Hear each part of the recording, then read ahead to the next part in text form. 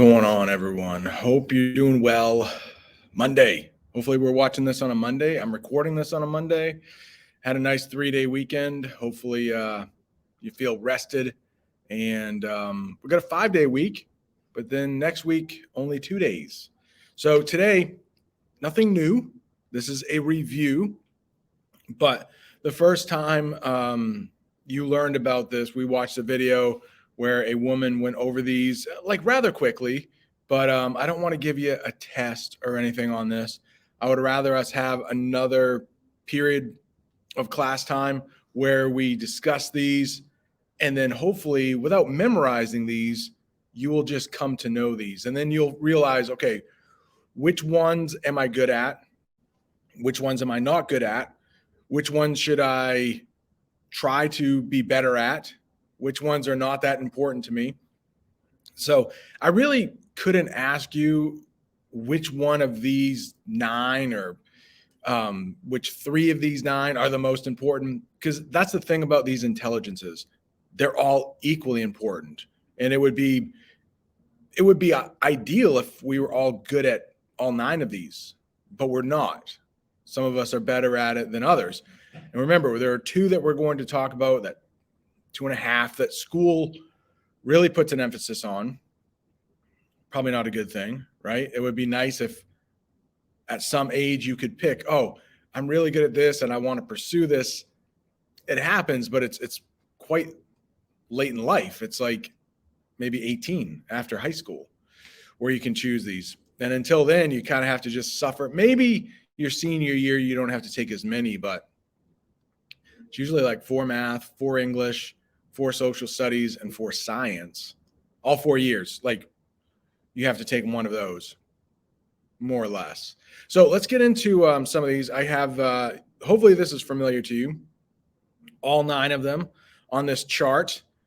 And we'll just go right through them, okay? Maybe let's see, there's a list here. We'll start with the naturalist intelligence, but you can see them as a review. Naturalist, understanding living things, reading nature. Musical, that kind of makes sense, right? Logical, mathematical, that kind of makes sense.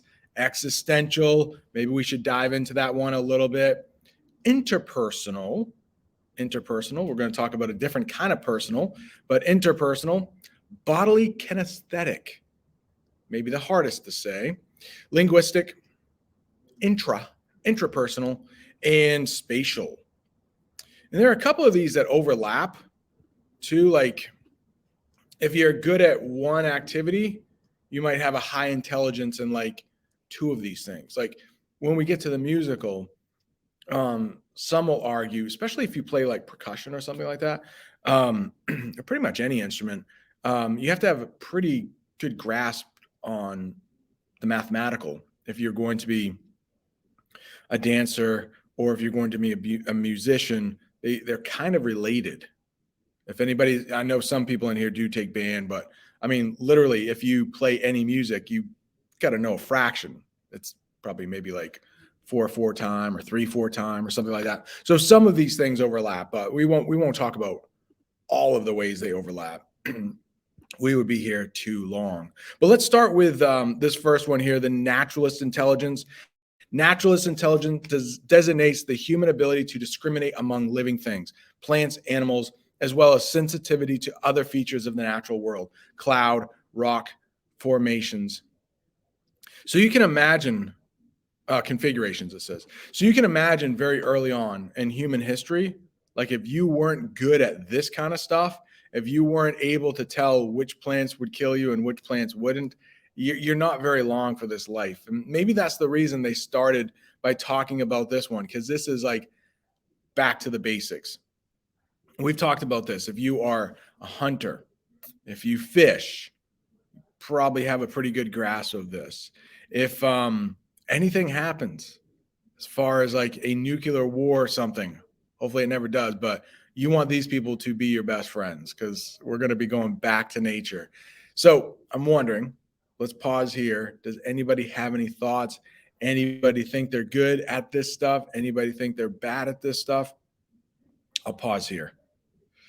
All right, now coming back, hopefully um, I just want to say this is that you can always build some of this stuff up if you work hard at it. So don't feel like just because you suck at identifying plants or whatever that you couldn't spend time in nature, watch YouTube videos, read books, and get better at it. It's just a matter of like, is that really useful to my life? Maybe it's not, depending on what you want to pursue. The next one is the musical intelligence. So that pretty much speaks for itself, right? The capacity to discern pitch, rhythm, timbre, and tone. So composers, conductors, musicians, vocalists, sensitive listeners. Now, I think, and I play the drums, and I'm been playing them for a long time, but I'm not like really good at it. I'm just like okay, just because I've been doing it for so long. But it's not really part of my job. It's a hobby.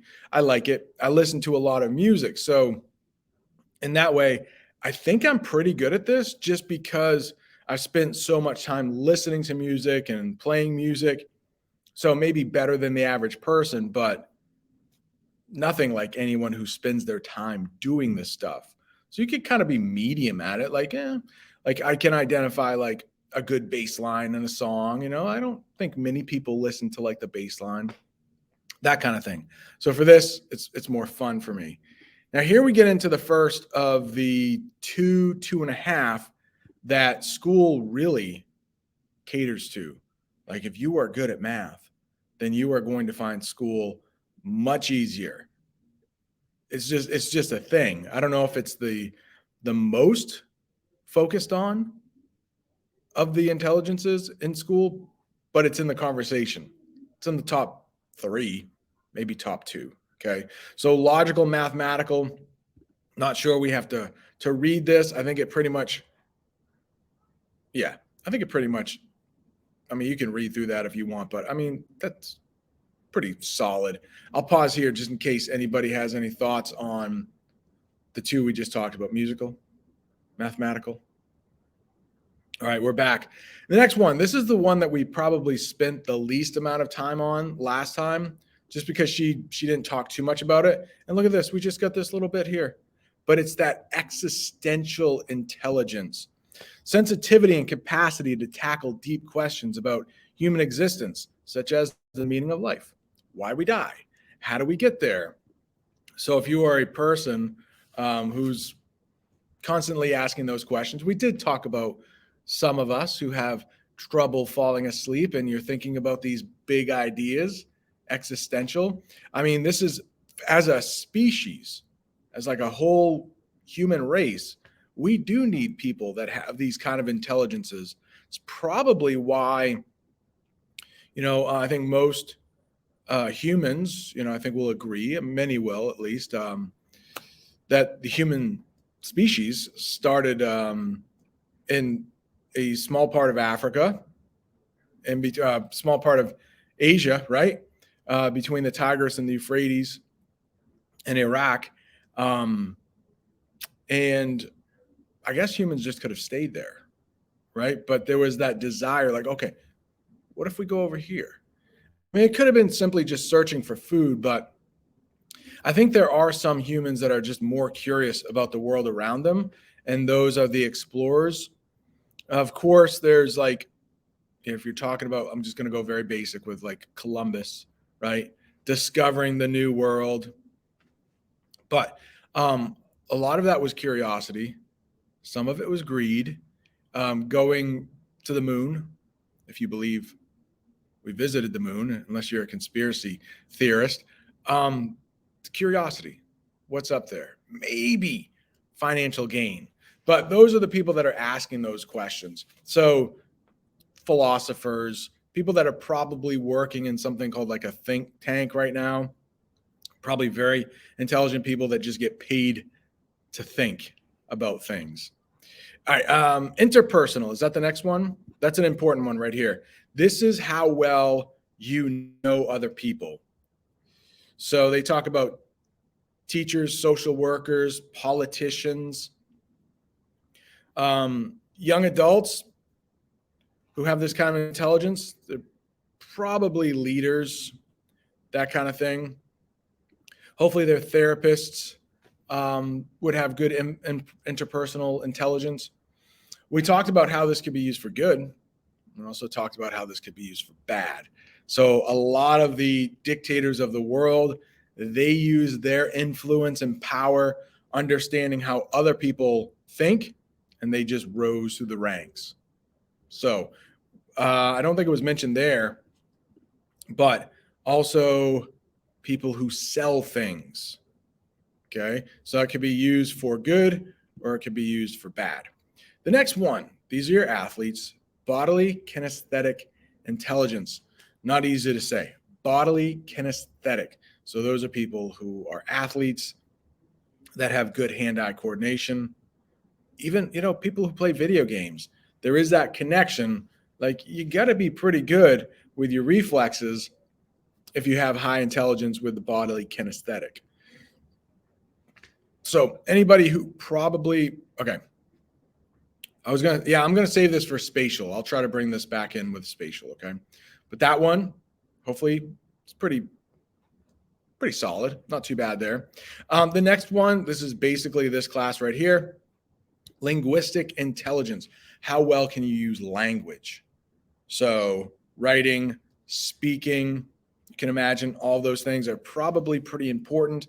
I mentioned earlier, like a couple weeks ago, if you are on the phone with like customer service and you need your internet fixed, if you can use your words effectively, you might be able to get more things done.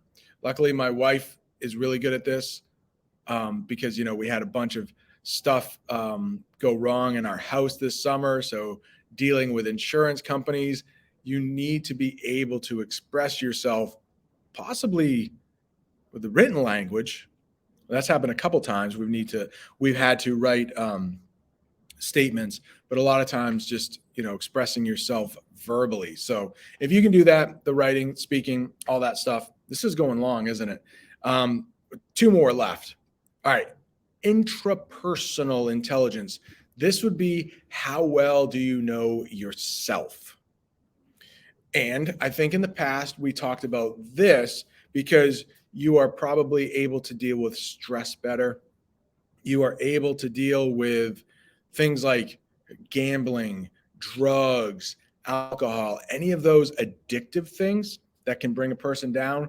You will be able to recognize, whoa, wait a second. This is not good for me. And maybe you're more likely to meditate. We've talked about that too in this class, how some people or if it's not actually meditating, it's just like sitting in a quiet room with your eyes closed, thinking about as little as possible. Intrapersonal intelligence. So people who have a good idea of themselves, obviously that's important. You might argue, like it's the most important, because if you can't work on yourself, it's unlikely that you're going to be able to get too far. I don't know. Again, anytime anybody has, because a lot of this stuff is my opinion that I'm stating here. So if you have an opinion that's different from mine or the same as mine, feel free. All right, the last one, spatial. Super, super important here, especially now in a world where I was just talking to a guy this weekend. He is an electrician. And he was talking about how there are very few people that he works with in their 30s. Not a lot of people in their, like, there was about 10-year period where people didn't go into the trades, we would call it, plumbing, electrician, carpentry. I mean, you need spatial intelligence is knowing where things fit in a 3-dimensional world. I mean, maybe on paper in a 2-dimensional world too, but I watched this guy last night. What's his name? On YouTube. It was like a 45-minute video. Bush. I don't know. I'll probably, after this video, I'll look it up and I'll tell you if anybody wants to watch it. I don't know. But this guy went out into the woods and built this cabin by himself. And he told a great story too. So with these multiple intelligences, I mean, feel free to watch this thing on your own. It's fascinating. But this guy, obviously, he had to have all the supplies, but he had to have the knowledge. He was about my age, but he had to have like great spatial intelligence. And I think because he filmed a YouTube video just with himself and a camera, and he used some voiceover to tell the story. There's a little bug in here. That he had to have another intelligence too, which was probably that linguistic intelligence. He was able to tell the story of what he was doing. Sometimes that's rare. People know how to do that skill, but they don't know how to teach it. And the main goal of his video wasn't to teach it, but just to show people how it was done. But it was about a 45-minute video, like I said, and from scratch, like he cleared the lot and everything. So the amount of intelligences that you need to have, off the charts. He also had to have quite a bit of mathematical intelligence too, to figure out the dimensions of the cabin. Forgot what he said. I think they were 10 by 6 or something like that. So I was just fascinating. And I thought to myself, at 47, like I could work as hard as I wanted to develop that spatial intelligence, which I don't have. But then I'm going to run out of time because my bodily kinesthetic intelligence, the way I can move, it's going to decline over the next 20 years, which is kind of sad. So I guess my goal or my message to you would be, you have your whole life ahead of you. You can improve in any of these if you want to. But some of us are just born with different intelligences than the other person. So this is going on very long. Hopefully this was helpful. Hopefully we had a class discussion as we went through this. If not, it's probably very boring. All right. See ya.